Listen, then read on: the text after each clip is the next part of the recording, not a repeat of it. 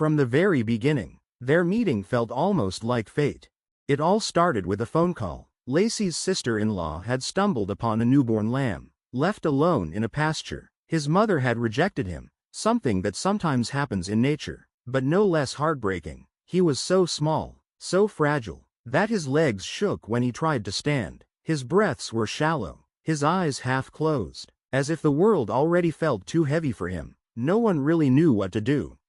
But when Lacey heard about him, she didn't hesitate. She didn't stop to weigh the challenges or remind herself she had never raised a sheep before. What she did have was something else, something more important, an open heart, ready to love. She drove straight over, scooped the trembling lamb into her arms, and wrapped him in a towel. His tiny body was cold, his heartbeat faint, but she whispered softly to him, promising he was safe now. On that day, she gave him not only warmth and shelter, but a name, Richard. In those first nights, it was touch and patience that kept him alive. Bottle by bottle, hour by hour, she fed him. She cradled him close as his body slowly fought to gain strength. The little lamb learned her scent, the sound of her footsteps, and the steady rhythm of her voice. Richard wasn't just surviving, he was bonding. And though he couldn't speak, it was clear. He wasn't simply looking for food or comfort. He was searching for something deeper, connection, belonging. As the weeks passed, his legs grew stronger. He could hop and stumble across the grass, nibbling clumsily at shoots of green. But as much as he adored Lacey, she knew he couldn't depend on her alone. Sheep were meant to have a flock. They thrived in numbers. So, she brought home 2 more lambs, hoping they would be Richard's companions. But Richard was different.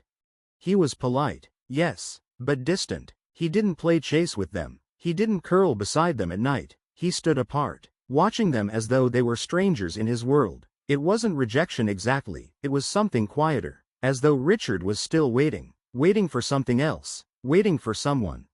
And then, one spring morning, someone appeared. Chumley.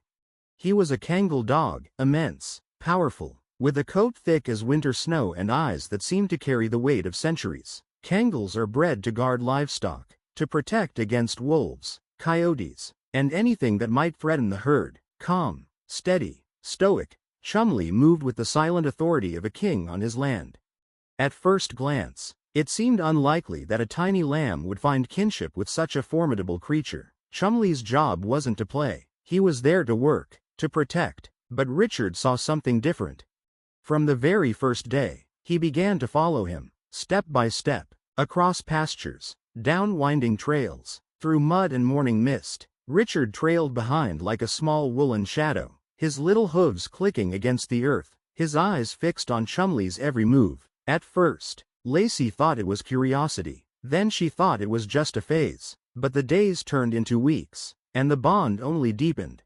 And Chumley? He never once pushed him away. He could have barked, chased him off, made it clear that a lamb had no place at his side. But he didn't. Instead, he allowed it, patiently, quietly, as if he, too, understood.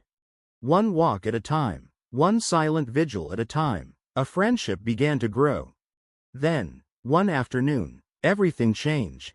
Chumley was stretched out in the sun, enjoying a rare moment of rest. A curious chicken wandered too close, pecking at his tail, flapping its wings in mischief. Chumley barely moved, but Richard, tiny, soft, gentle Richard, charged forward, his head lowered, his eyes fierce. He chased the hen away with a determination that startled even Lacey. She froze where she stood. It wasn't a game. It wasn't playfulness. For the first time, Richard was protecting Chumley. And in that moment, Lacey understood. Richard wasn't lost. He wasn't searching aimlessly. He had found his place. His flock wasn't other sheep. It was Chumley. From that day forward, the two were inseparable. Every morning, Lacey would find them side by side in the barn. Chumley stretched out in the straw. Richard nestled against his massive frame like a soft, woolly pillow with legs. At night, when the world grew quiet, Richard would seek him out again, pressing close to his fur, falling asleep to the steady rhythm of Chumley's breathing. Sometimes, he would even climb right on top of him. And Chumley? He never flinched, never complained. He lay still, calm as ever, as though this was the most natural thing in the world. It was more than affection, it was trust, a quiet devotion that spoke louder than words. And perhaps the most remarkable part? Chumley had never bonded like this before. He guarded goats, chickens, and sheep faithfully. He did his duty with loyalty and strength, but he never shared himself, not like this. Richard was the only one he allowed to nap on his back, the only one he let follow him everywhere, the only one he seemed to choose as his true companion. It wasn't just a lamb and a dog anymore, it was something bigger. It was proof that love doesn't always follow rules, that family isn't always defined by species, or blood, or expectations. Sometimes, family is simply two souls that find each other in a wide and lonely world. And in Richard and Chumley, that's exactly what happened. A lamb who had been left behind, and a dog bred to protect, finding in each other not just friendship, but a kind of devotion that lasts a lifetime. One day, their other guardian dog, Chloe, a playful, oversized Great Pyrenees, got a little too rough while tumbling around with Richard. She didn't mean harm. It was just a burst of uncontained energy, the kind of enthusiasm that made her bounce like a puppy despite her massive frame. But before anyone could react, something remarkable happened. Chumley stepped forward, his eyes sharpened, his body stilled, every muscle holding a quiet authority. He didn't growl, he didn't snap, he didn't need to. With just a single look, steady, commanding, almost parental, he made himself clear. Chloe froze, then slowly backed away, her tail lowering in apology. Because Richard wasn't just another animal in the pasture, he was Chumley's responsibility, his charge, his friend, and from that moment on, no one doubted it.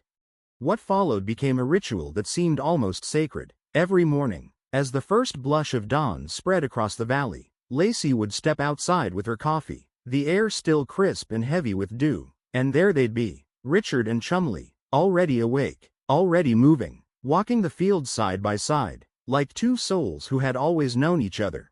Chumley never let his guard down. His head was high, ears turning, scanning the tree line for mountain lions, coyotes, or shadows that didn't belong. Richard walked just behind, a soft rhythm of hooves pressing into the earth, his trust absolute. Where Chumley looked, Richard looked. Where Chumley walked, Richard followed.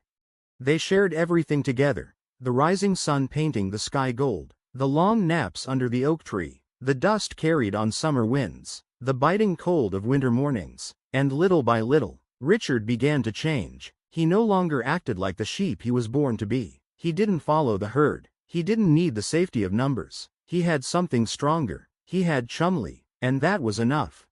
Richard wasn't just affectionate, he was clever. He learned things quickly. He knew his name. He knew where he belonged. And if Lacey called him from across the pasture, he'd come running, hooves pounding the earth, his face lit with recognition and joy. His eyes shone wide and bright, his ears flicking in curiosity. He was gentle too, with a patience that seemed to surprise even himself. Fiercely loyal, quietly brave. Lacey often said people underestimated sheep, that they saw them only as livestock, as timid followers without thought or feeling. But Richard was proof of something greater. He wasn't just smart, he was sensitive, he felt, he chose.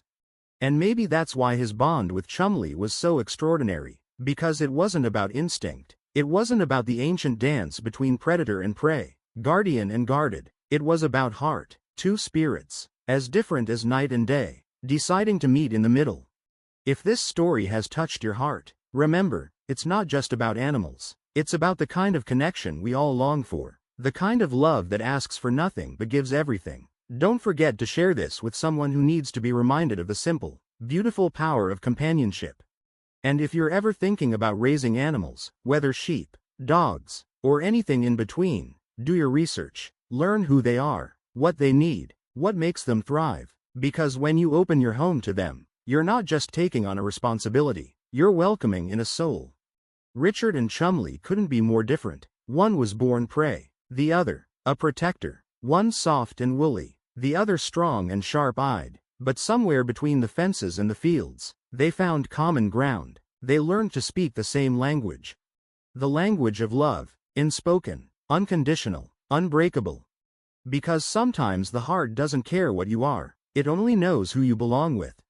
If this tale moved you, if you felt the tension, the heartbreak, and the triumph, please support our channel by hitting the like button and subscribing. Your support means the world to us and helps us bring more thrilling, emotional, and inspiring stories your way. Leave a comment below and let us know what you think.